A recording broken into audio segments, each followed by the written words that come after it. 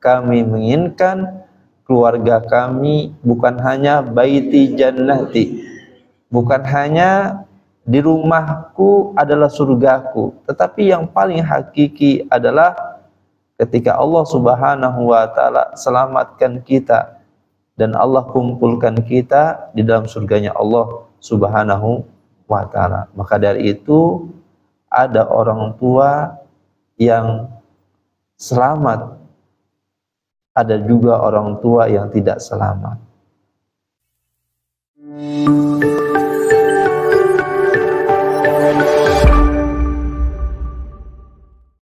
Bismillahirrahmanirrahim. Assalamualaikum warahmatullahi wabarakatuh. Hamdan katsiran thayyiban mubarakan fi kama yuhibbu rabbuna wa yarda. Asyhadu an la ilaha illallah wahdahu la syarikalah wa asyhadu anna Muhammadan abduhu wa rasuluhu amma ba'd. Fa in asdaqal hadisi kitabullah, sebaik-baiknya perkataan adalah perkataan Allah. Wa khair hadi Muhammad sallallahu alaihi wasallam, dan sebaik-baiknya petunjuk adalah petunjuknya Nabi kita Muhammad sallallahu alaihi wasallam. Wa syarrul umuri muhdatsatuha, dan jauhilah segala perkara yang tidak ada landasannya dari Nabi sallallahu alaihi wasallam. Wa aina hal hadi kullu bid'atin dhalalah wa kullu dhalalatin finnar. Dan ingatlah, di setiap perkara yang tidak ada landasannya dari Nabi kita Muhammad sallallahu alaihi wasallam adalah kesesatan, dan setiap kesesatan berada dalam api neraka. Ayuhal hadirun, jamaah salat subuh yang dilakukan oleh Allah Subhanahu wa taala. Alhamdulillah wa syukurillah, pada kesempatan pagi hari ini Allah Subhanahu wa taala senantiasa mempermudah kita, langkah kaki kita, niat kita, dan semuanya kebaikan-kebaikan yang kita lakukan. Mudah-mudahan ini adalah salah satu catatan amal kebaikan untuk kita semuanya yang nanti kita akan petik hasilnya di hari akhirat nanti. Ayu hadirun, jamaah yang dimuliakan oleh Allah Subhanahu wa taala. Insyaallah tema kajian parenting kita pada hari ini berkaitan tentang orang tua yang selamat dunia dan akhirat. Ketika saya tanyakan kepada Aba dan Umma, Bapak dan Ibu, ingin tidak masuk ke dalam surga bersama istri dan anak-anaknya? Maka jawabannya adalah pasti kita bilang mau. Kami menginginkan keluarga kami bukan hanya baiti jannati, bukan hanya di rumahku adalah surgaku, tetapi yang paling hakiki adalah ketika Allah Subhanahu wa taala selamatkan kita dan Allah kumpulkan kita di dalam surganya Allah Subhanahu wa taala. Maka dari itu ada orang tua yang selamat, ada juga orang tua yang tidak selamat. Ada orang tua yang senantiasa dipermudah oleh Allah Subhanahu wa taala menuju akhirat, ada orang tua yang tidak dipermudah oleh Allah Subhanahu wa taala menuju akhirat. Maka dari itu, yang pertama, orang tua dengan tujuan dunia. Siapakah orang tua yang tujuannya dunia? Para ulama mengatakan salah satunya adalah Ibnu Qayyim rahimahullah. Yang pertama adalah orang tua yang tujuannya dunia. Yang pertama adalah orang tua yang tidak mau menuntut ilmu, orang tua yang tidak mau belajar. Padahal kata Allah Subhanahu wa taala, yarfa'illahu alladhina amanu utul ilma darajat. Allah tuh mengatakan di dalam Al-Quran, orang-orang yang senantiasa menuntut ilmu, Allah Subhanahu wa ta'ala angkat derajatnya. Bahkan kata Nabi, man salaka tariqan yaltamisu fihi ilman sallallahu bihi tariqan ilal jannah. Barang siapa yang menempuh suatu jalan dalam rangka menuntut ilmu, sallallahu bihi tariqan ilal jannah, maka Allah akan mempermudahnya menuju surga. Apalagi kita suami ini mempunyai amanah yang paling besar, beban yang paling besar di pundak-pundak suami ini. Banyak amanah yang nanti akan dipertanggungjawabkan oleh Allah Subhanahu wa ta'ala. Dan kita orang tua itu butuh ilmu. Kalau kita ingin mengendarai mobil, tidak latihan dulu, kita langsung beli mobil yang baru tanpa latihan dan lain sebagainya, kita nggak mengerti bagaimana mengendarai, bagaimana untuk mengopernya, gigi 1, gigi 2, 3 dan sebagainya. Ya, sehingga kemungkinan besar mobil yang tadi kita baru beli, kemungkinan besar itu menabrak atau mencelakai orang lain. Itu perkara dunia. Sedangkan berkaitan tentang perkara akhirat, kita sebagai orang tua itu butuh ilmu. Ilmu bagaimana untuk mendidik istri kita, ilmu bagaimana untuk mendidik anak-anak kita, ilmu bagaimana cara beribadah kita dengan baik kepada Allah Subhanahu wa ta'ala. Ya, masih banyak ilmu-ilmu yang senantiasa yang nanti akan diminta pertanggungjawaban oleh Allah Subhanahu wa ta'ala. Minimal adalah ilmu sholat 5 waktu. Jangan kita berbicara tentang ilmu-ilmu yang lain dari rukun Islam yang 5, dari rukun iman yang 6, dan perkara-perkara yang lainnya. Begitu banyak Allah dan Rasulullah SAW menyuruh kita untuk menuntut ilmu. Maka ketika kita menuntut ilmu itu tidak ada batasnya. Tidak ada batas sampai S1, tidak ada batas sampai S2, S3, profesor, doktor dan lain sebagainya. Tetapi Allah dan Rasulullah menyuruh kita menuntut ilmu sampai Allah wafatkan kita. Dan semakin kita menuntut ilmu, semakin bodoh kita. Semakin banyak yang kita tidak mengetahuinya. Nah, maka dari itu wajib bagi kita menuntut ilmu. Ilmu ada 2 yang harus kita pelajari. Yang pertama adalah ilmu berkaitan perkara akhirat. Yang kedua adalah ilmu berkaitan tentang perkara dunia. Dan para ulama mengatakan antara ilmu dunia dan ilmu akhirat, maka yang lebih besar porsinya adalah ilmu akhirat dibandingkan ilmu dunia. Ilmu dunia hanyalah untuk kita mengisi ketika kita berada di dunia ini. Kita butuh yang namanya makan. Kita butuh yang namanya minum. Kita butuh yang namanya pakaian dan lain sebagainya. Kita butuh yang namanya biaya pendidikan dan lain sebagainya. Maka kata Allah, wala tansa nasibaka minad dunya. Janganlah kalian lupa terhadap perkara dunia kalian. Dalam arti adalah Allah memerintahkan kita berikhtiar untuk mencari rizki, untuk mencari nafkah, untuk kebutuhan makan dan minum, dan biaya pendidikan dan lain sebagainya.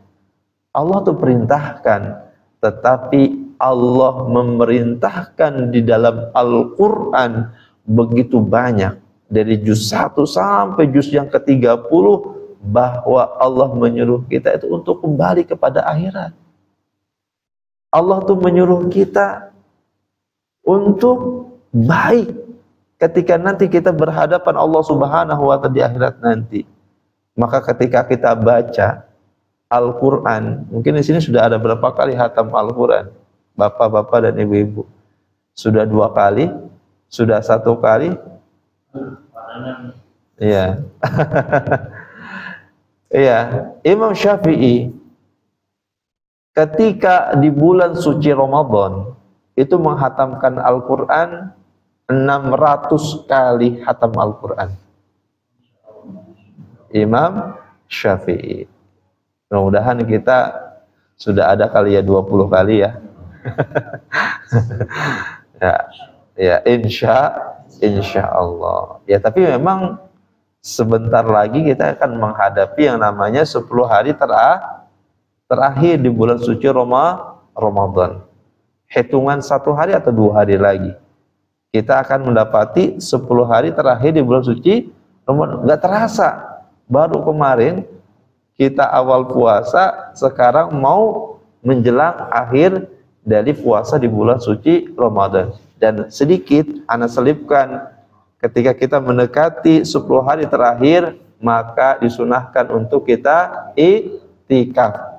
Kemudian yang kedua adalah memperbanyak membaca Al-Quran. Kemudian yang ketiga adalah memperbanyak bersedekah. Nah ini ya.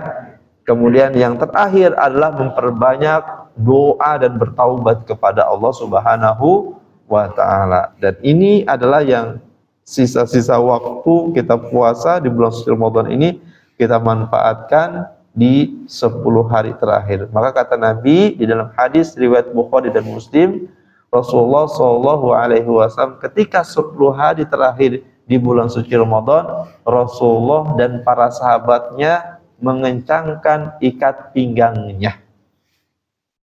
Dalam arti apa?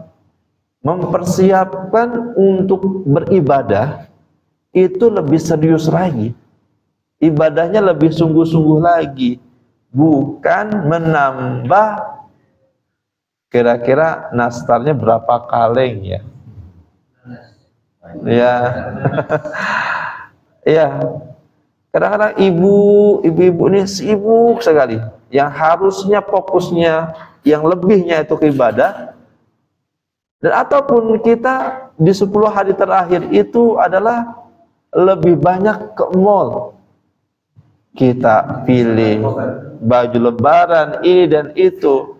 Nah makanya ada tips, kalau ingin beli baju lebaran itu sebelum 10 hari terakhir. Ya.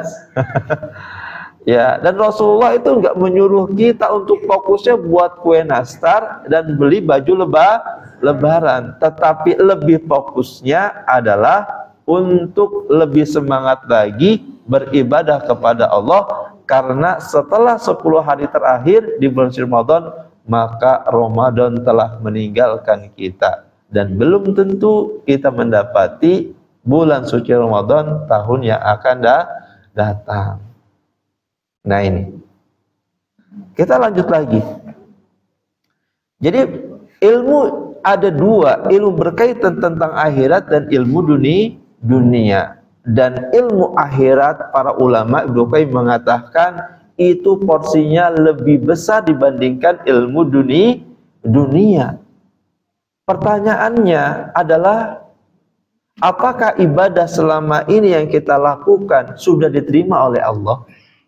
Abu Bakar As-Siddiq ya, di dalam kitab ya disebutkan bahwa Abu Bakar As-Siddiq itu setiap malam beliau menangis. Kenapa beliau menangis? Khawatir ibadahnya yang ia lakukan dari pagi sampai malam tidak diterima oleh Allah Subhanahu wa ta'ala. Kemudian Abu Hurairah ketika pukul 2 malam beliau merenungkan tentang ibadahnya, apakah sholatnya, apakah puasanya diterima oleh Allah Subhanahu wa ta'ala. Jadi ada waktu dalam setiap harinya merenung berkaitan tentang amal ibadahnya, ibadah yang ia lakukan ketika setiap hari yang ia lakukan. Padahal Abu Bakar As-Siddiq, salah satu sahabat mubasyiratu bil jannah, salah satu sahabat yang dijamin masuk surga oleh Allah Subhanahu wa taala. Abu Bakar, Umar, Utsman dan lain sebagainya. Dan bahkan Umar ketika ia telat sholat dari sholat asar, itu sebagian besar ya kebun kurmanya diinfakkan untuk kaum muslimin. Karena kenapa? Bentuk taubatnya kepada Allah Subhanahu wa taala karena telah melalaikan dari sholat asarnya. Begitulah para sahabat, keimanannya, ibadahnya sangat luar biasa. Maka kata Nabi, lau anfaqo mithlu dabali Uhudin, kalaulah kita berinfak, kata Rasulullah, sebesar gunung Uhud, itu belum bisa menyamai infaknya Abu Bakar, Umar, Utsman. Kalau kita taat beribadah, belum bisa menyamai ibadahnya Abu Bakar, Umar, Utsman. Tetapi Abu Bakar menangis di tengah malam, merenungkan ibadahnya, khawatir ibadahnya tidak diterima oleh Allah. Kita bukannya Abu Bakar, kita bukannya Umar. Kita belum tahu nanti endingnya kita mau menuju kemana, dan kita hanya berharap dan berdoa semoga Allah Subhanahu wa taala mempermudah kita masuk ke dalam surga. Tetapi kalau kita ingin masuk ke dalam surga, sudahkah sholat kita benar? Sudahkah puasa kita benar? Sudahkah keimanan kita benar? Sudahkah muamalah kita benar? Dan ibadah-ibadah yang lainnya dan syariat-syariat yang lainnya, sudahkah benar-benar kita sesuai apa yang dicontohkan oleh Allah dan Rasulullah Shallallahu Alaihi Wasallam? Jangan sampai apa yang dikatakan oleh Nabi, man kadzdzaba alayya muta'ammidan falyatabawwa'hu maq'adahu minan nar.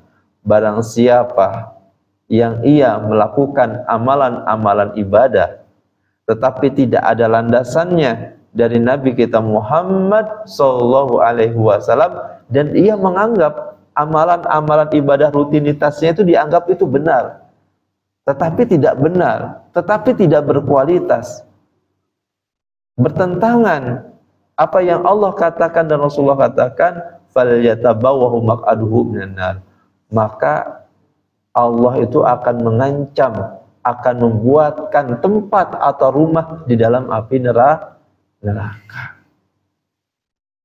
Maka ini benar-benar kita harus mengoreksi diri kita.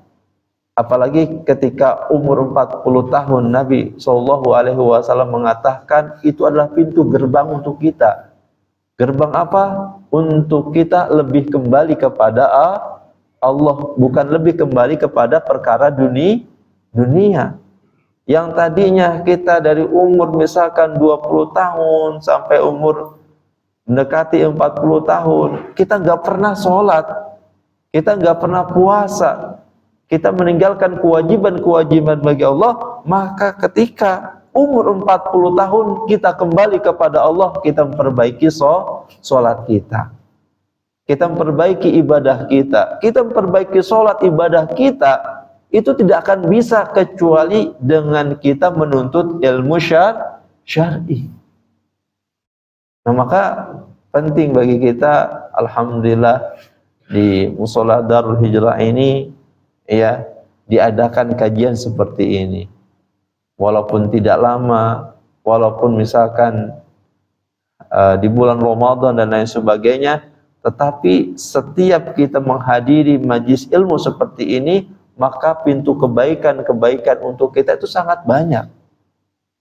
Bahkan ketika kita melangkah kedua kaki kita menuju majlis ilmu, setiap langkah kita akan dicatat oleh Allah dan sebagai pelebur dosa bagi kita.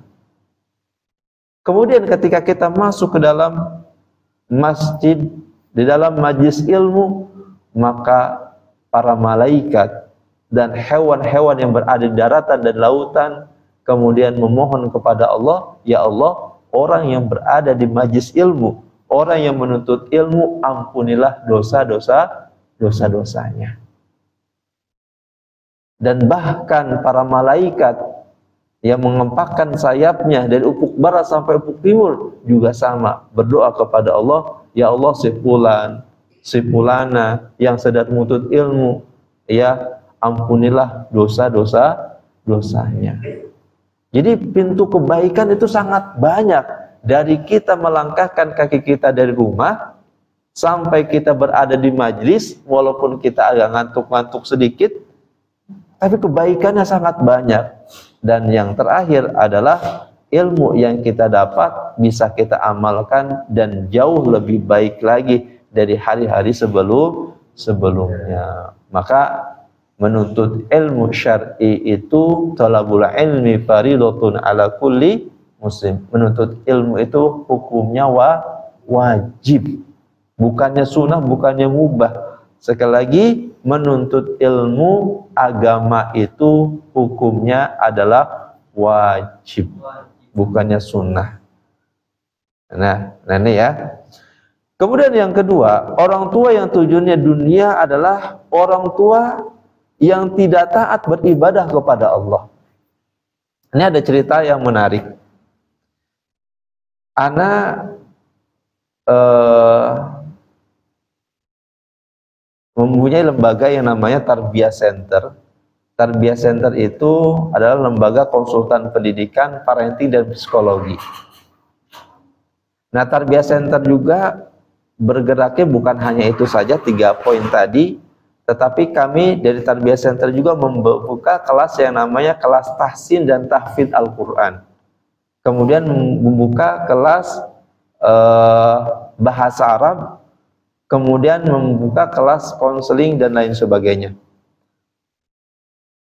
Ketika ada yang mendaftar, disampaikan kepada kami adminnya, ini ada dosen dari sebuah universitas gitu kan, dan kalau lihat gelarnya ini, masya Allah nih, sudah profesor gitu. Kemudian dia menangis, gelarnya udah profesor deh. Dia nangis kenapa? Ya, sampai usia yang sekarang dibilang kurang lebih hampir mendekati 60 tahun, membaca Al-Fatihahnya saja belum lancar. Membaca Al-Quran aja nggak lancar. Juz amma aja tidak lancar. Selama ini saya kemana Ustaz? Padahal surat Al-Fatihah itu ketika saya belajar bahwa bagian rukun dari sholat, yaitu bacaan Al-Fatihah. Kalau bacaan Al-Fatihahnya salah, salahnya adalah salahan jali yang terang kesalahannya, maka para ulama telah sepakat sholatnya tidak sah. Ya, kesalahan jali. Kesalahan jali itu apa? Yang dapat merubah makna dari arti Al-Quran. Nah, selama ini kita, ketika kita sholat, ketika kita membaca Al-Quran dan lain sebagainya, nah kita sudahkah mau mengoreksi apa yang harus kita butuhkan? Nah, maka dari itu penting bagi kita mengoreksi diri kita tentang kemampuan kita, baik itu perkara berkaitan perkara akhirat, pertama Al-Quran kita, kemudian adalah sholat kita dan ibadah-ibadah yang lainnya. Nah, maka dari itu ya masih banyak kesempatan untuk kita. Selagi kita diberikan umur oleh Allah Subhanahu wa taala, maka kesempatan untuk kita belajar, kalau Allah Subhanahu wa taala masih memberikan kita kesempatan untuk belajar, kita belajar. Kemudian yang selanjutnya, Ya, yang kedua berkaitan tentang masalah sholatnya. Ini sholat 5 waktu. Ya, para ulama mengatakan orang yang meninggalkan sholat 5 waktu berulang-ulang dan dia menganggap bahwa sholat 5 waktu itu bukanlah kewajiban baginya, maka para ulama telah sepakat keluar dari agama Islam. Maka bahaya orang-orang yang senantiasa menganggap ataupun menyepelekan bahwa sholat 5 waktu itu tidak wajib. Maka Allah tuh mengatakan dalam surat Al-Ma'un, fawailun lil musallin, celakalah bagi orang-orang yang apa? Orang-orang yang melalaikan sholatnya. Orang-orang yang melalaikan sholatnya itu terancam adalah neraka wail. Apalagi orang-orang yang sengaja meninggalkan perkara sholat. Maka kata Nabi SAW mengatakan, al-ahdu bainana wa bainakumus sholah, faman taraka faqad kafara. Perjanjian kita seorang muslim dengan orang-orang kafir itu perbedaannya tentang masalah sholat.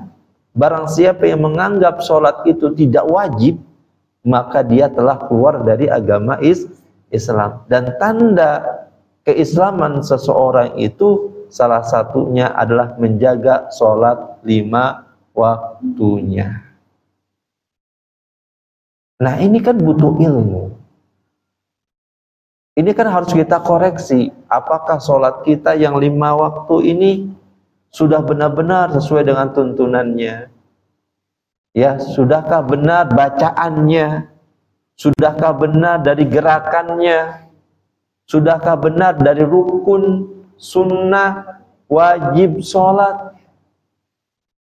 Nah, itu kan harus kita koreksi lagi, sehingga ibadah kita menjadi lebih berkualitas, ibadah yang sesuai dengan tuntunan Al-Quran dan sunnah Nabi Sallallahu Alaihi Wasallam. Kita boleh punya mobil, punya motor, apa yang menjadi kekurangan motor kita, kita modifikasi lagi.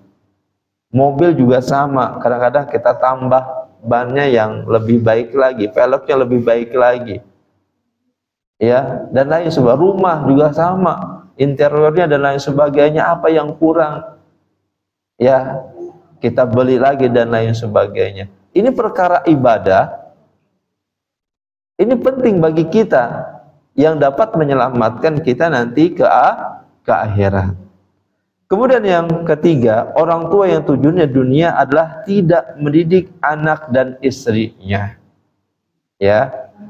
Yang ketiga adalah orang tua yang tidak mendidik anak dan istrinya. Nah, maka Allah tuh mengatakan dalam surat At-Tahrim, ya ayyuhalladzina amanu qu anfusakum wa ahlikum nara wa quduhan nas wal hijarah. Hai orang-orang yang beriman, jagalah dirimu dan keluargamu dari api neraka yang bahan bakarnya adalah bebatuan dan manusia.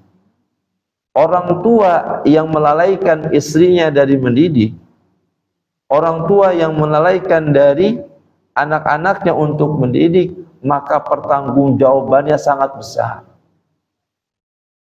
Maka dalam satu riwayat disebutkan ada 2 kuburan.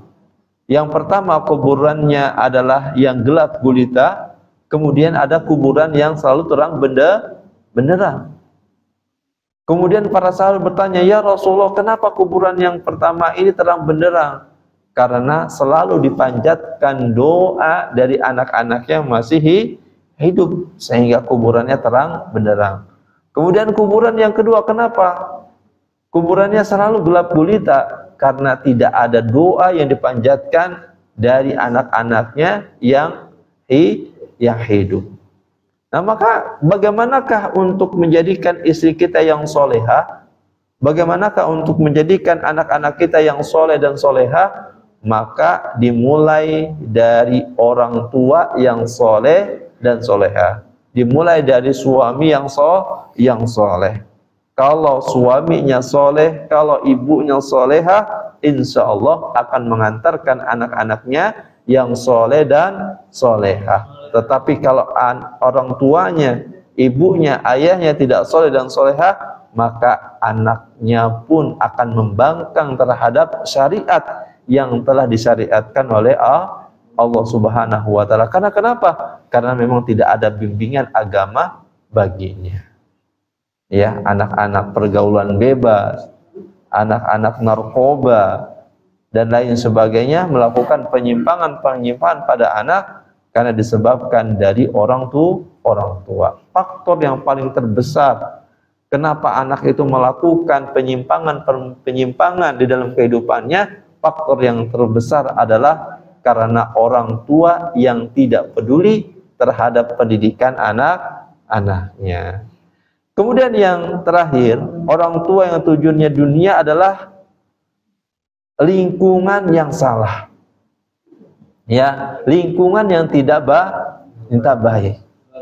Nah, maka Masya Allah nih, di lingkungan ya Pak Presiden ini, Masya Allah, ya luar biasa kegiatan keagamaannya, Masya Allah.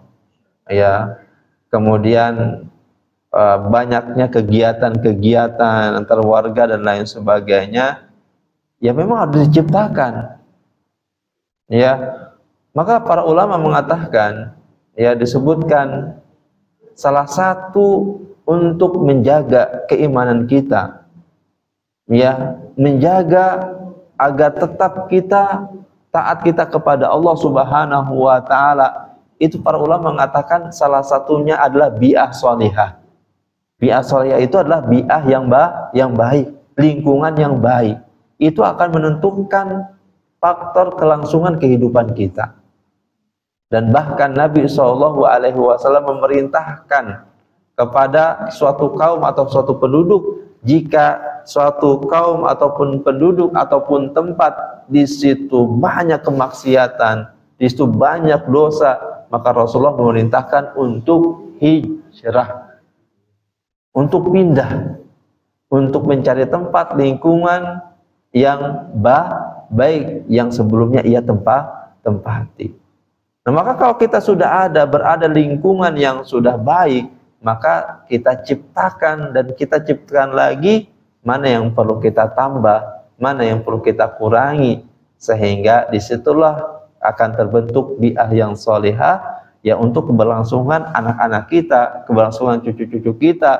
Karena kenapa? Karena faktor lingkungan itu mempengaruhi, salah satunya adalah di dalam pendidikan. Ya, mohon maaf ya kalau bi'ah atau lingkungan yang baik itu ya terjaga lisan anak-anak kita, ya dari perkataannya dan perbuatannya. Belum tentu kita dapati mungkin di lingkungan sana ketika anak-anak bermain didapati sama orang tuanya, kami itu tidak pernah mendidik anak-anak kami berkata seperti ini, bersikap seperti ini. Tak taunya dari temannya, iya dari YouTube-nya dan lain sebagainya. Kadang-kadang mabar bareng, ya itu. Dan anak mendapati ketika ada permasalahan anak-anak di sekolah, ini anak-anak itu berkatanya yang jorok, berkata-kata yang asusila dan lain sebagainya. Nah, ketika anak lakukan observasi, ternyata itu sebagian besar mereka melihat dari YouTube. Ya, dari YouTube itu anak bertanya lagi, sampai ketemu siapa yang melakukan ini pertama kali untuk anak-anak menyebarkan ini. Nah, yang pada akhirnya ketika anak observasi, ketemulah ya ada 5 anak dari sekian ratus, ada 5 anak. Kemudian berbeda-beda mereka jawabannya. Yang pertama, dia melihat itu dari tontonan yang tidak baik dari YouTube. Di mana melihatnya? Ketika datang ke masjid. Kedatang ke masjid itu pada bawa HP anak-anaknya. Nah, di masjidnya itu disediakan wifi. Jadi setelah sholat 5 waktu, mereka nongkrong di pinggiran masjid. Mereka mabar bareng, nonton YouTube dan lain sebagainya berjam-jam. Ya, di masa ya. Ya, ini kecolongan. Orang tua kecolongan, dikiranya ke masjid untuk ibadah, tetapi ada hal lain dari anak-anaknya digunakan yang tidak baik. Ya, memang kalau sekarang ini kalau lihat presentasi, kalau dulu mungkin kita televisi ya. Ya, tapi sekarang itu sudah ada ya alat yang lebih canggih dari televisi, yaitu adalah HP. Dan HP ini akan memberikan edukasi bagi kita, bagi anak-anak kita, kalau bijak orang tua menggunakannya. Dan ini selalu berulang-ulang, bahkan tingkat ini orang-orang melakukan sesuatu yang melanggar baik secara syariat dan secara hukum di dunia, salah satunya dimulai dari HP. Kalau sekarang orang misalkan di kamarnya, di kamar tidurnya sudah bisa melakukan kejahatan, yaitu melalui HP. Anak kita yang tadinya masya Allah soleh dan soleha banget gitu kan, kita taunya kaget kita, anak kita membuka sesuatu, menonton sesuatu sehingga dipraktekkan kepada teman-temannya. Nah, ini yang sering banyak terjadi. Ya, salah satunya drakor. Ya, gitu ya. Baik. Nah, ini lingkungan yang salah. Kemudian bagaimanakah orang tua yang tujuannya akhirat? Maka kebalikannya adalah orang tua yang pertama adalah orang tua yang mau belajar. Yang kedua adalah orang tua yang taat beribadah kepada Allah. Yang ketiga orang tua yang mendidik anak dan istri-istrinya dengan pendidikan agama yang paling terbaik. Kemudian yang terakhir adalah mendapati lingkungan yang soleh, bi'ah yang solehah, yang di situ tercipta ya lingkungan yang baik, ya baik di dalam maupun di luar, bertetangga dan lain sebagainya. Maka Nabi itu berkaitan tentang tetangga, itu Nabi itu mengatakan dalam hadisnya, man kana yu'minu billahi wal yaumil akhir falyukrim jarahu. Barang siapa yang beriman kepada Allah dan hari akhir, maka muliakanlah tetanggamu. Itu begitu tuh, kalau sudah tercipta bi'ah yang solehah, itu saling peduli dengan tetangganya. Ya, para ulama dari hadis ini, hak kita terhadap tetangga kita itu adalah 40 rumah ke depan rumah kita nih. Kita punya hak. Ya, 40 rumah ke depan, 40 rumah ke belakang, 40 rumah ke samping kanan, 40 rumah ke samping kiri. Dan Nabi SAW itu memerintahkan Aisyah ketika masak untuk memperbanyak kuahnya, untuk bisa dibagikan terhadap tetangganya. Apalagi di bulan puasa nih, kolak, jangan air aja ya kolaknya. Ya, itu. Apa aja? Ya, bulan puasa ini Masya Allah. Ya, kita bisa berbagi apa tetangga kita dan lain sebagainya. Ya, kalau kita sudah tercipta lingkungan seperti itu, Masya Allah. Tetapi kalau misalkan lingkungan tetangga kita yang nggak baik, bi'ah yang tidak baik, lingkungan yang tidak baik, ya yang ada kebanyakan adalah hasad. Ya, lihat sendiri, ya tetangga kita udah punya mobil, saya baru motor.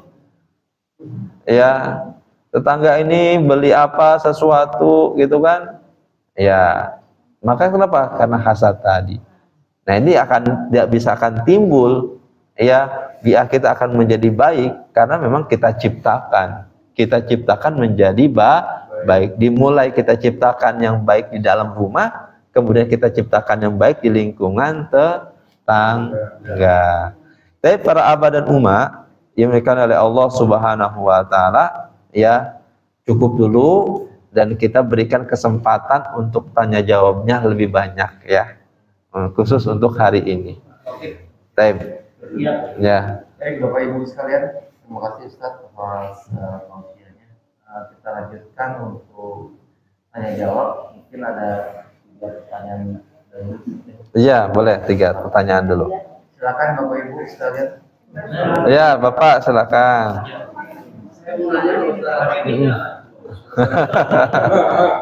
10 hari terakhir bulan Ramadan itu banyak yang ibadah. Dan saya tanyakan, Pak, apakah ada sholat sunnah Lailatul Qadar?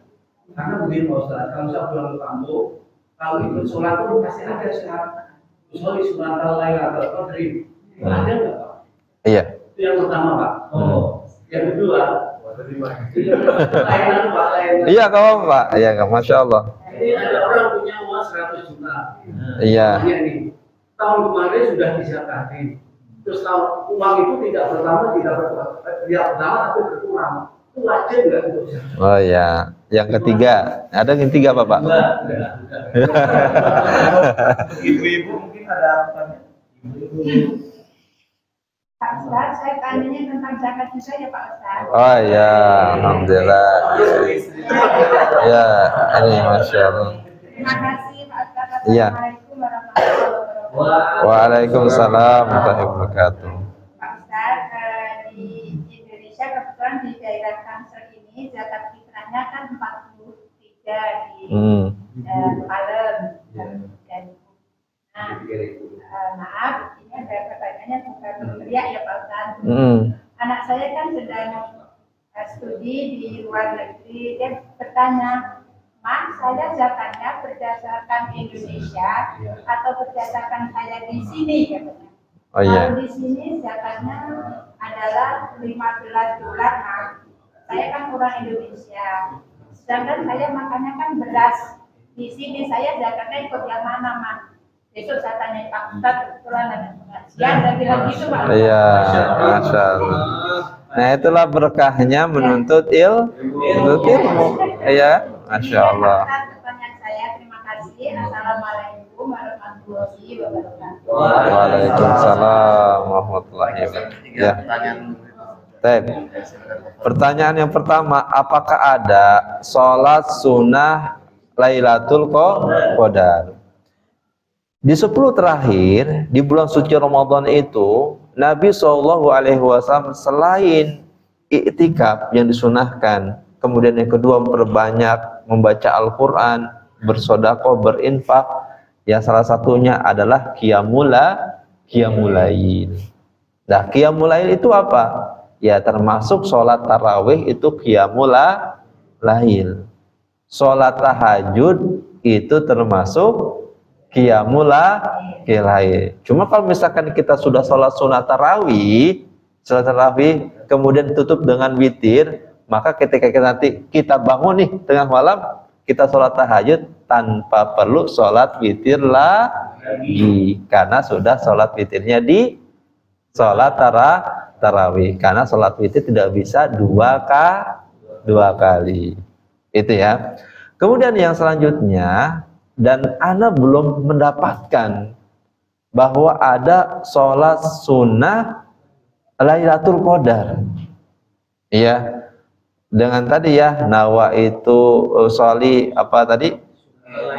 Sholat qadar. Ya, ana belum mendapati riwayat itu, Bapak. Gitu. Wallahu alam berkaitan tentang masalah itu. Tapi ketika ana belajar, ya, ketika anak di pondok pesantren dan ketika anak mengkaji kitab para ulama dan lain sebagainya, dan anak baru mendengar bahwa ada sholat sunnah Lailatul Qadar. Adapun ya ketika 10 hari terakhir di bulan suci Ramadan itu, Allah tuh mengatakan di dalam Al-Quran, Inna anzalnahu fi Lailatul Qadar. Lailatul Qadri wa ma adraka ma Lailatul Qadar. Lailatul Qadri khairum min alfi syahr. Allah tuh mengatakan bahwa di 10 hari terakhir itu adalah ada yang namanya malam Lailatul Qadar, Bapak. Tetapi Nabi tidak memerintahkan untuk kita sholat sunnah Lailatul Qadar, tetapi yang disunahkan oleh Nabi adalah terjadinya malam Lailatul Qadar itu, kata Nabi, di perkiraan itu di malam-malam ganjil. Bisa dimulai dari malam 23, 25, 27, dan 29. Kemudian dalam hadis yang lain, perkiraan yang sering terjadi itu adalah di tanggal 25, 27. Kalau kita didapati itu tanggal 29. Ditandai dengan apa? Ditandai dengan di hari di malam itu sejuk, kemudian cerah dan lain sebagainya. Itu tanda-tandanya. Kalau kita sudah mendapati tanda-tanda itu di malam ganjil, maka kita memperbanyak berdoa dan bertaubat kepada Allah. Mungkin itu terjadinya malam Lailatul Qadar. Kalau misalkan terjadinya malam Lailatul Qadar dengan sholat sunnah Lailatul Qadar tadi, ana belum mendapatkan dalilnya. Wallahu a'lam. Tetapi kalau tadi ada dalilnya tentang tanda-tanda dan lain sebagainya, dan kita memperbanyak doa dan lain sebagainya. Gitu. Jadi ketika mendapati malam Lailatul Qadar adalah disunahkannya adalah untuk kita banyak berdoa kepada Allah. Kemudian yang selanjutnya adalah memperbanyak qiyamul lail, yaitu setelah kita sholat tarawih, kemudian kita nanti bangun lagi sholat tahajud. Itu lebih perbanyak Bapak. Dan bahkan Nabi SAW itu ketika bulan puasa itu sholat malamnya itu Masya Allah luar biasa, sampai kaki-kakinya bengkak. Para sahabat itu bertanya kepada Rasulullah, ya Rasulullah, kenapa kamu dijamin masuk surga? Kenapa kaki kamu sampai bengkak-bengkak untuk sholat qiyamul lail? Apa kata Nabi? Apalah akuna abdan syakura. Emang nggak boleh aku menjadi hamba-hamba yang bersyukur kepada Allah? Jadi Nabi Muhammad itu walaupun sudah jamin masuk surga, tetapi ibadahnya sangat luar biasa. Gitu. Nah maka sekali lagi berkaitan tentang sholat sunnah Lailatul Qadar, wallahu a'lam Bapak ya, karena memang saya belum mendapati itu dalilnya, wallahu a'lam. Kemudian yang kedua adalah pertanyaannya berkaitan tentang zakat harta ini ya, zakat mal ya. Ya Bapak punya uang 100 juta, tahun kemarin sudah dizakati, uang itu berkurang. Nah, masih ada di Sabtu, masih ada itu wajib lagi jangan. Taib. Jadi gini, maupun kita punya uang 100 juta, mau 1 miliar, mau 1 triliun, ya kalau memang itu belum mencapai nisabnya, ya maka tidak berhak untuk kita zakatkan. Ya, dimulai dari apa? Dari kebutuhan rumah tangga kita. Dan para ulama mengatakan, kalau misalkan kita punya uang 1 miliar, gitu kan, kemudian apakah kita mengedepankan bayar hutang atau zakat harta? Ini pertanyaan dari saya dulu nih. Ya, bayar hutang, maka tidak ada kewajiban untuk zakat harta, tetapi ada kewajiban untuk membayar hutang. Kadang-kadang di masyarakat persepsi ini masih keliru. Gitu. Kadang-kadang untuk hutang nanti aja dulu, nanti dulu. Kalau Allah wafatkan, maka dosa hutang itu tergadaikan kata Nabi. Ya, orang itu tidak akan bisa masuk surga, ditahan tuh sama Allah. Karena kenapa? Sampai dibayarkan dulu hutangnya. Kalau hutangnya sudah lunas, baru boleh masuk surga. Ditahan tuh sama Allah. Itu ya. Jadi bukan berapa banyaknya, tetapi kalau sudah dipotong sama kebutuhan kita, misalkan ada utang, misalkan walaupun kita punya uang 1 miliar, ya 1 miliar, 1 juta dan lain sebagainya, tidak ada berhak untuk kita membayarkan zakat harta, kecuali kalau sudah mencapai nisabnya, hutangnya sudah dibayar, kemudian kebutuhan rumah sudah mencukupi, ya dan lain sebagainya, boleh ya itu untuk kita bayarkan zakat hartanya. Kalau misalkan Bapak tadi 100 juta misalkan uangnya berkurang gitu kan, tetapi memang itu memang belum sampai nisabnya karena dibayar hutang dan lain sebagainya untuk kebutuhan, ya memang nggak ada untuk yang dibayarkan gitu ya. Kemudian yang ketiga adalah bagaimanakah untuk membayar zakat. Ya, kalau kita di Indonesia ini mungkin sudah ada ya pengumuman berapa? Oh ya, dibacanya itu 45. Tetapi intinya itu patokan, bukannya wajib harus bayar segitu. Saya tanya, beras sekarang berapa? Seliter berapa? 13.000. 15, 16, 18. Kalau misalkan berasnya 15.000 aja, 3 liter setengah berapa? Sekian.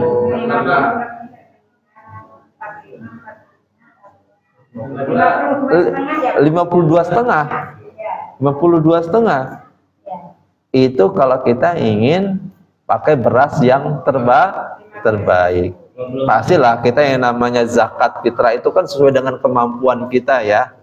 Adalah makanan pokok yang kita makan. Tetapi kalau kita mampu untuk zakat fitrah dengan beras yang paling terbaik, ya udah kita beli beras yang paling mahal. Gitu. Nah, maka kalau memang berasnya 15.000 misalkan, ya udah yang tadinya 45.000 standarnya dari Basnas misalkan, ya udah kita tambahkan, nggak jadi masa. Jadi intinya walaupun dari Basnas 45 itu bukan menjadi standar wajib. Itu boleh ya, boleh kita di atas itu. Kemudian yang kedua adalah bahwasannya yang kita zakatkan itu adalah bahan pokok ataupun makanan di suatu daerah ataupun tempat. Jadi bukan berupa uang ya. Boleh kita zakatkan misalkan ke musolah misalkan ini ya, misalkan 50.000, tetapi nanti dari panitianya diberikan beras, karena pendapat ulama berdasarkan hadis dan lain sebagainya telah sepakat bahwasanya zakat itu berupa makanan pokok atau kita di Indonesia beras. Kalau misalkan di Indonesia bagian timur sana, misalkan di Papua, dia makannya apa misalkan di sana?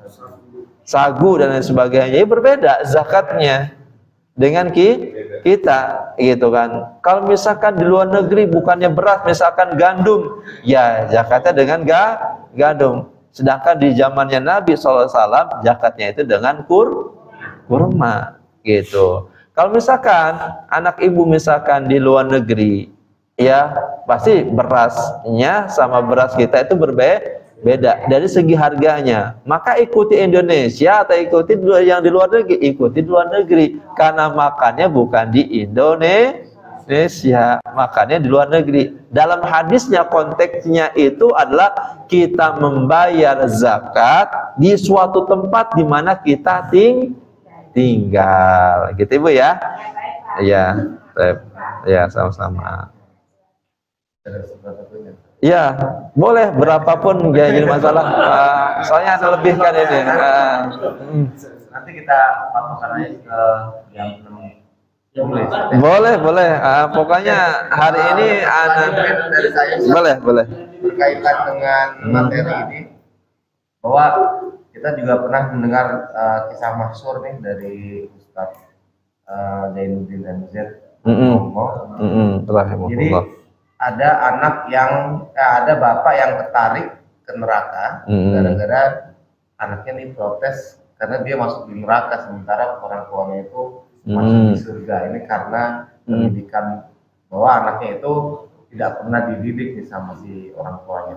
Nah, pertanyaan terkait dengan itu, pertanyaannya sebenarnya yang bisa menarik itu anaknya bisa atau bapak orang tua atau anaknya yang menarik ke surga, atau seperti yang tadi kisah itu bahwa orang tuanya itu ditarik ke neraka. Baik. Yang pertama berkaitan tentang orang tua dan anak, apakah orang tuanya akan menarik ke surga ataukah anaknya yang menarik orang tuanya ke dalam surga.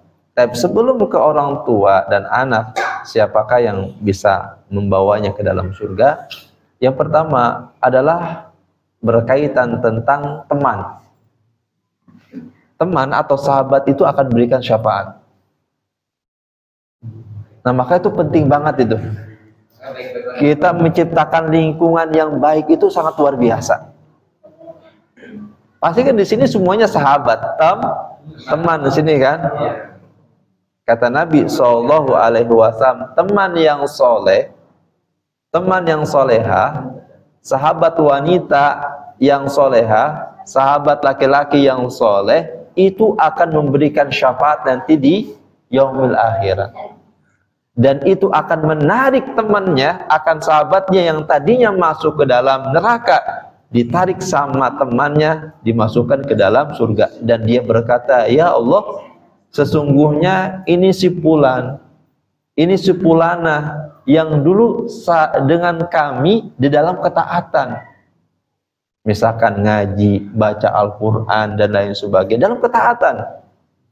Ya, yang akhirnya Allah mengangkatnya, yang di dalam neraka diangkat ke dalam surga dengan teman yang soleh dan soleha tadi.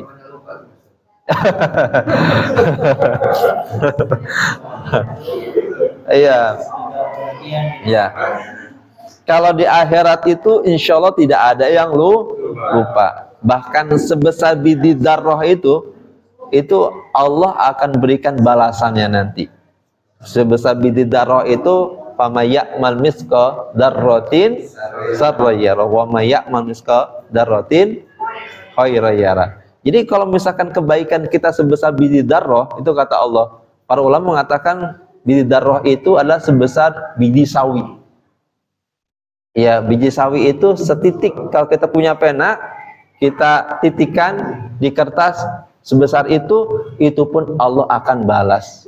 Yang namanya kebaikan itu Allah tidak akan lupa.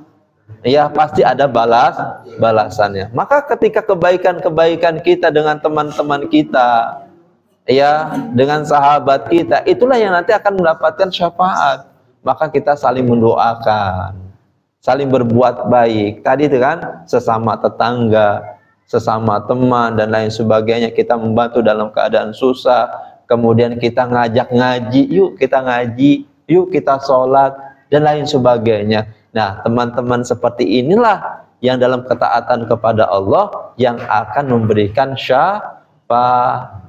Tetapi ingat, kebalikannya, ada teman-teman juga akan membawanya ke dalam api neraka. Bagaimanakah teman-teman itu akan membawa ke dalam api neraka? Teman-teman ataupun sahabat yang tidak di dalam ketaatan kepada Allah, judi bareng, narkoba bareng, ya, pinjol bareng, ya, dan lain sebagainya. Dan itu pun akan membawa temannya ke dalam api neraka. Nah, maka carilah, ya, sekarang teman-teman seperti ini, itu, sehingga ya kebaikannya sampai ke akhirat. Nah, kemudian berkaitan tentang orang tua dan anak, apakah orang tua itu bisa membawa anaknya masuk ke dalam surga? Apakah anaknya bisa? Kedua-duanya bisa. Banyak dalam suatu riwayat. Yang pertama adalah anak yang sudah meninggal dunia sebelum balik. Maka kalau kita punya anak nih, yang sebelum balik meninggal dunia, itu adalah tabungan akhirat kita. Karena memang sudah dijamin masuk surga oleh Allah Subhanahu wa Ta'ala. Sedih, kita sedih, tapi jangan berlalu. Karena kenapa? Karena kita sudah punya tabungan. Bahkan satu riwayat disebutkan, anak-anak yang meninggal dunia sebelum balik, itu nanti di depan surga, itu mencari ayahnya. Iya, kemudian, ya habati, ya abi, ya umi, ini anakmu. Ini anakmu, masuklah ke dalam surga. Ya, kalau tetap dosa akan dihukum sama Allah. Iya, karena masing-masing itu kan kita sesuai dengan apa yang kita lakukan di dunia. Iya, perbuat gitu. Terutama adalah yang terpenting jangan melakukan dosa yang paling besar atau syirik. Kalau dosa syirik itu pasti mengekalkan seorang dalam api neraka. Gak bisa masuk ke dalam surga lagi. Contohnya dosa syirik besar itu, syirikan besar contohnya apa? Percaya kepada dukun, percaya kepada keris yang bisa memberikan manfaat, percaya kepada paranormal, itu salah satu syirik akbar. Ataupun di atas rumahnya itu ditaruhkan ketupat, di rumahnya itu ditaruh kepala apa gitu kan, dan lain sebagainya. Iya, kalau percaya seperti itu masuk syirik yang besar. Kalau kita diwafatkan oleh Allah, tidak bertobat akan mengekalkan api neraka. Maka dakwah Nabi itu 13 tahun. Itu dakwah, mendakwai tentang masalah kesyirikan. Untuk kembali kepada tauhid. Supaya nggak boleh. Karena Nabi itu paham, kalau misalkan umatnya melakukan dosa yang besar, kekal dalam api neraka. Maka sebelum sholat, puasa, yaitu tentang masalah kesyirikan. Gitu. Nah, kecuali kalau bukan syirik akbar, dia melakukan dosa, maka dicuci dulu sama Allah tuh di dalam api neraka. Kemudian dimasukkan ke dalam surga. Tetapi ya kita berdoanya jangan sampai kita dicuci dulu di dalam api neraka. Karena kenapa? Neraka yang paling ringan kata Nabi, ketika kita menjatuhkan kaki kita, ubun-ubun kita menggolak. Minumannya adalah dari pohon zakum. Pohon zakum itu pohon duri. Yang kita saling makan itu akan hancur semuanya. Minumannya timah. Ya. Kemudian minuman kita darah, nanah, dan lain sebagainya. Dan setiap hari itu adalah kita disiksa sama Allah. Disiksa sama Allah. Dan satu hari di dunia, di dalam neraka itu perbedaannya sangat jauh. Dan dalamnya itu sangat dalam. Para ulama mengatakan, sebutkan, dalamnya api neraka itu adalah ketika kita ambil sebuah batu, kemudian kita jatuhkan ke dalam api neraka, atau kita jatuhkan di dalam sumur misalkan, itu sampainya 70 tahun. Itulah dalamnya api neraka. Ya maka kita berdoanya itu sama Allah agar dimudahkan untuk masuk ke dalam surga. Bagaimanakah untuk kita menjadi orang tua, sekali lagi orang tua yang dimudahkan oleh Allah untuk menuju akhirat ataupun menuju surga? Itu salah satunya adalah kita menjaga ibadah kita, menjauhi dosa tadi. Salah satunya adalah syirik yang besar. Ya, jadi itu salah satunya ya. Kemudian yang selanjutnya adalah anak-anak yang soleh dan solehah yang sudah balik, yang sudah ada beban syariat, tetapi dia soleh dan solehah, itu pun dia baik yang masih hidup ataupun yang sudah diwafatkan oleh Allah, nanti akan memberikan ya kebaikan untuk orang tuanya yang menghantarkan ke dalam surga. Begitu juga adalah orang tua yang soleh dan solehah juga sama, yang akan mengantarkan ya anaknya juga masuk ke dalam surga. Cuma syaratnya tadi jangan melakukan kesyirikan yang besar. Maka Nabi itu mengatakan dalam hadisnya, idza mata ibni Adam in qata'a min salasah. Ini dalil bahwasanya orang tua dan anak, ya orang tua dan anak bahwasanya saling memberikan kebaikan untuk akhiratnya atau ke dalam surga. Idza mata ibni Adam, apabila keturunan Adam itu meninggal dunia, hanya 3 dapat menyelamatkannya. Nah ini dalilnya. Pertama adalah sedekah jariyah, yang kedua adalah ilmu yang bermanfaat, kemudian yang ketiga adalah anak soleh dan solehah yang selalu mendoakan kedua orang tuanya. Jadi yang ketiga itu anak soleh dan solehah, yaitu akan mengantarkan nanti memudahkan untuk orang tuanya masuk surga. Bahkan pintu surga yang lain itu bisa juga dengan anak-anak kita ajarkan Al-Quran, yang nanti anak kita itu akan memberikan mahkota kebanggaan kepada orang tuanya. Jadi anak itu bisa memberikan syafaat kebaikan untuk orang tuanya yang menghantarkan kepada surga. Begitu juga orang tuanya yang soleh dan soleha akan mengantarkan anaknya kepada kebaikan. Nah maka dari itu tetapi jangan diremehkan, walaupun anak ataupun orang tua punya dosa. Ya, karena bagaimanapun siksaan neraka itu sangat dahsyat sekali. Bahkan Allah tuh mengatakan di juz yang ke-30 itu banyak sekali berkaitan tentang perkara akhirat, ya, perkara tentang hari kiamat, perkara berkaitan tentang surga dan neraka. Gitu. Wal akhiratu khairu wa abuqa, dan akhirat itu dan surga itu adalah kekal selama-lamanya. Untuk siapa? Bagi siapa? Adalah orang-orang yang beriman dan taat kepada Allah Subhanahu wa taala. Wallahu a'lam. Abu ya. Iya. Ya, silakan Abu. Akhir. Ya, ya, silakan. Kalau dari zakat, jadi DKM itu menerima dan menyalurkan dalam zakat. Nah, kemarin kan dengar kajian dari Ustaz Wani terkait dengan amil. Jadi kan sebaiknya tuh menurut beliau amil itu ditetapkan oleh pemerintah, karena itu nanti terkait dengan apakah amil kan suatu mustahil tidak. Betul. Walaupun mungkin walaupun di DKM itu kita nggak ambil dari sebagian zakat itu nggak, jadi semuanya disalurkan. Sama mungkin dari pertimbangan DKM itu memang kalau kita serahkan yang kita dapatkan ke tugas nasional itu pembagiannya itu mungkin warga sekitar ini malah nggak dapat gitu. Jadi akhirnya kita kelola sendiri, kita salurkan sendiri. Nah, pertimbangan dari Zakat juga kadang ambil itu nggak tahu mana yang memang mustahik atau bukan.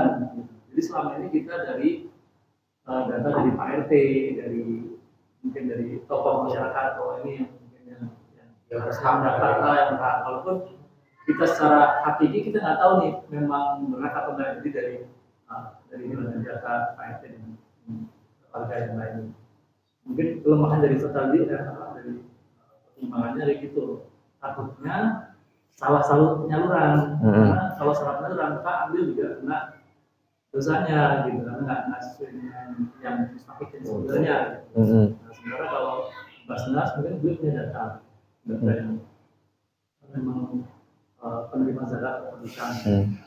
Tapi karena tadi pertimbangannya selama ini memang ada warga yang menerima zakat gitu, katanya sebagian kalau misalkan diserahkan ke PRT atau ke itu dikirim lagi ke pusat, jadi nggak langsung ke warga sekitar sini. Dengan DKM, jadi kita salurkan ke warga sekitar. Jadi karena yang lebih manfaatnya dari rasa bagi warga sekitar. Seperti itu Ustaz. Mungkin kita mendapat pertimbangannya. Iya. Itu yang pertama. Yang kedua terkait dengan bidah yang baik, yang baik. Jadi kita nggak bisa memaksa tetangga-tetangga ataupun teman-teman kita keluarganya itu seperti apa saja. Misalkan ada juga yang anak dari SD TK itu udah dikasih HP, jadi bukan HP orang tua yang tapi mendapat satu HP dan bebas untuk nonton dan sebagainya. Sementara kan ada bid yang lain yang agak tegas gitu, HP mungkin ada jadwalnya. HP orang tua yang dipinjam gitu, jadi ada jadwalnya seminggu berapa sehari berapa jam. Nah, kadang ketika ketemu gitu kan, jadinya ada yang masuk iri gitu. Ini kalau begitu namanya anak-anak sama kita kadang bisa menjelaskan dari baik, tapi kadang kan namanya anak-anak gitu ngerengek gitu. Dan itu ya kayak misalkan ya alhamdulillah sih kalau di Pak Presiden tuh kalau mungkin ada yang bullying namanya anak-anak kan ada yang membuli gitu, itu sampai ke WhatsApp pengurus itu sama masuk tuh, jadi dibahas tuh gimana apa dibiarin aja namanya anak-anak gitu, atau memang perlu dibinanya ya dengan ini aja sih, dengan beda tahun. Nah, bagaimana sikap kita saat kalau ya kondisi di lingkungan itu kan beda-beda, setiap rumah tangga punya kebijakan masing-masing. Saat kita mungkin nggak bisa masuk mengutak-atik kebijakan atau tidak. Mungkin juga iyalah gitu saat. Nah, gimana saat? Apakah kita defense dulu ke rumah saudara kita, atau mungkin ya sedikit-sedikit ngobrol gitu atau seperti apa. Gitu aja. Iya. Iya. Iya. Yang pertama berkaitan tentang al-asnaf zakat, ya, orang-orang yang berhak mendapatkan zakat sudah jelas ya, Allah tuh mengatakan di dalam Al-Quran, ya. Tetapi berkaitan dengan zakat fitrah ini, ada satu riwayat dari hadis Nabi SAW bahwa zakat fitrah ini adalah diperuntukkan untuk fuqara wal masakin. Kalau kita nggak dapat fuqara, itu wal masakin yang paling utamanya gitu kan. Nah, fuqara itu apa sih? Adalah orang yang hari ini makan, besok belum tentu bisa makan. Yang kedua, kalau memang kita dapati fuqara, ya, dua ada orang miskin. Dia makan tetapi sangat keterbatasan. Mungkin hari paginya makan, mungkin sorenya tidak makan. Siang juga belum tentu makan, gitu kan. Nah, di antara yang berhak mendapatkan zakat, yang kedua adalah berkaitan tentang masalah teknis pembagian zakat. Kita sepakat bahwa Allah dan Rasulullah mengatakan yang paling berhak itu fuqara wal masakin. Sekarang teknisnya, misalnya tadi, bagaimanakah di Palem Residen ini, misalkan di musolahnya DKM ini, pembagian diamanahkan ke RT-nya. Ya memang seharusnya di sini memang ada lingkungan, ya, RT dan RW, ya kita yang pertama kedepankan husnudzon dulu, ya, bahwa bagaimanapun ya insya Allah lingkungan kita dan RW dan RT kita itu ya memang yang paling tahu berkaitan tentang lingkungan di sekitar kita, yang paling berhak untuk menerima gitu. Tinggal ditambahkan teknisnya, apa itu dalam bentuk dokumentasi dan lain sebagainya. Bukan berarti kita enggak percaya dan lain sebagainya. Itu salah satu ikhtiar agar memaksimalkan zakat yang kita salurkan, ya, yang kita berikan amanah dan lain sebagainya. Mau misalkan itu dari RT RW dikirim lagi ke Basnas ataupun di kemana pun nggak jadi masalah, yang penting ada pendokumentasian. Nah, pendokumentasian ini bisa berupa foto ataupun apa, kemudian setelah itu nanti ada laporan dalam bentuk proposal. Itu yang kami lakukan ya. Mohon maaf ya, ini sekedar itu aja. Mungkin kalau emang ada bermanfaatnya untuk DKM di sini, ya nanti ada proposal. Nah, proposal itu adalah proposal berkaitan tentang penerimaan dan penyaluran. Gitu. Jadi ada datanya, kemudian ada pendokumentasiannya. Gitu. Jadi dan itu insya Allah lebih bisa dipertanggungjawabkan dari DKM tersebut. Saya rasa tinggal ditambah teknisnya aja sih, itu aja sebenarnya. Gitu. Insya Allah mudah, sudah. Tapi jangan juga kalau misalkan Anda nggak setuju juga, kalau misalkan pendapat Anda ya, kalau misalkan ya tadi itu ya, misalkan kita sampai apa, misalkan sampai DKM-nya misalkan ya sampai langsung ke Basnas dan lain sebagainya. Tetapi kalau memang itu sudah kesepakatan dari DKM dan lain sebagainya, enggak jadi masalah juga. Cuman kalau misalkan lingkungan warga yang sudah rutinitas, kan memang kita namanya dakwah itu jangan keluar dulu sebelum kita lingkungan. Dan Nabi itu kan memerintahkan kalau dakwah itu dimulai dari keluarga kita. Setelah dari keluarga, lingkungan, tetangga. Ya, maka kalau terutama kepedulian kita juga sama. Kepedulian kita itu terhadap keluarga inti, setelah itu kepada bukan keluarga inti, yaitu tetangga dan lain sebagainya. Itu punya hak dan lain sebagainya. Tadi kan saya bilang 4 rumah ke depan, samping, samping kiri, samping kanan, belakang, itu punya hak, kayak gitu. Nah, maka di Palem Residen Musola Darul Hijrah ini itu tadi pembagiannya sudah mau dipercayain ke RT RW gak jadi masalah. Yang terpenting adalah ya nggak jauh dari lingkungan warga falam residen. Yang tujuan juga untuk dakwah juga kan, seperti itu tujuannya. Oh, ternyata di sini ada musola Darul Hijrah dan lain sebagainya. Ya mungkin nanti juga tanya-tanya, oh di sini ada pengajian anak-anaknya ya. Oh ini ada. Jadi kebaikannya banyak. Ya, kebaikannya banyak. Kemudian yang kedua berkaitan tentang masalah HP. Ya, kadang-kadang kita nih orang tua sudah mempunyai kebijakan dan peraturan untuk penggunaan HP, dan kebijakan itu terkadang berbeda-beda antara orang tua yang satu dengan orang tua yang di luar sana gitu kan. Nah, maka yang pertama adalah kebijakan untuk penggunaan HP itu memang harus ada di lingkungan rumah, dalam rumah kita diri sendiri. Ya, dimulai dari kapan anak itu menggunakan HP. Misalkan di hari weekend aja, Sabtu Ahad. Kemudian yang kedua, waktunya harus diatur. Ya, kemudian yang ketiga, kontennya apa yang dilihat. Kemudian yang keempat adalah adanya tetap pendampingan. Pendampingannya kalau misalkan ditinggal lama sama orang tuanya, karena orang tuanya kan super sibuk juga kan. Nah, maka bisa dipilih. Ya, sekarang kalau Anda bisa rekomendasikan kartun yang mengedukasi, ada itu, ada 5. Ya, ada seperti ya Hana TV, kemudian ada An-Nawawi TV, ada Yufid TV, ada Kids TV, banyak sebenarnya. Nanti itu bisa anak kirim ke antum. Ya, link-link itu mungkin juga bisa bermanfaat juga kan. Anak-anak kan suka kartun dan lain sebagainya gitu. Tapi itu benar-benar mengedukasi. Tujuannya adalah bagaimana menciptakan kartun ini yang dibuat ini adalah untuk mengarahkan anak-anak itu dapat antara dunia dan akhiratnya. Padahal akhirat itu lebih besar itu. Tapi tetap ya nuansa anak-anak. Jadi bagus ya itu. Nah, itu kontennya.